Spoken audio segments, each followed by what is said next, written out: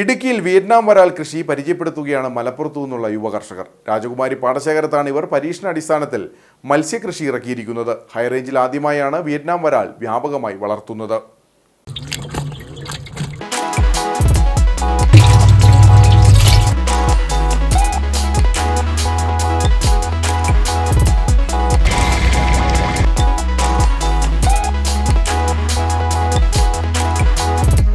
തണുപ്പുള്ള കാലാവസ്ഥയിൽ അതിവേഗം വളരുന്നവയാണ് വിയറ്റ്നാം വരാലുകൾ.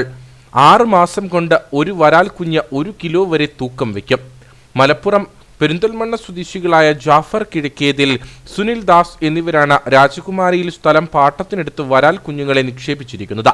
ഇപ്പോൾ നമ്മളോട് ഇട്ടിട്ടുള്ളത് വിയറ്റ്നാം വരാലാണ്. ഇത് നമ്മളെ നാടൻ വരാലിനെ അപേക്ഷിച്ച് വെച്ച് നോക്കുമ്പോൾ ലൈവ് മറ്റേ പെല്ലറ്റ് ഈറ്റെടുക്കുന്ന ഇതാണ്, ട്രെയിൻ ചെയ്ത വരാൽ കുഞ്ഞുങ്ങളാണ്.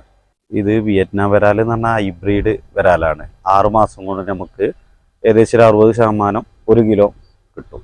ഇടുക്കിയിൽ ഇതിനെ കുറിച്ചിട്ട് നമുക്ക് വേറെ അറിവൊന്നുമില്ല. പക്ഷെ നമ്മളിവിടെ ഈ കുളത്തിലൊന്ന് ഫസ്റ്റ് നോക്കിയിട്ടുണ്ട്.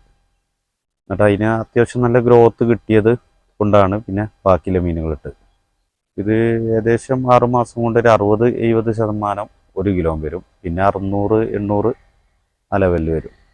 ഹൈദരാബാദിൽ നിന്നുമാണ് മത്സ്യക്കുഞ്ഞുങ്ങളെ എത്തിച്ചത്. 6 കുളങ്ങളിലായി 12,000 കുഞ്ഞുങ്ങളെയാണ് നിക്ഷേപിച്ചിരിക്കുന്നത്.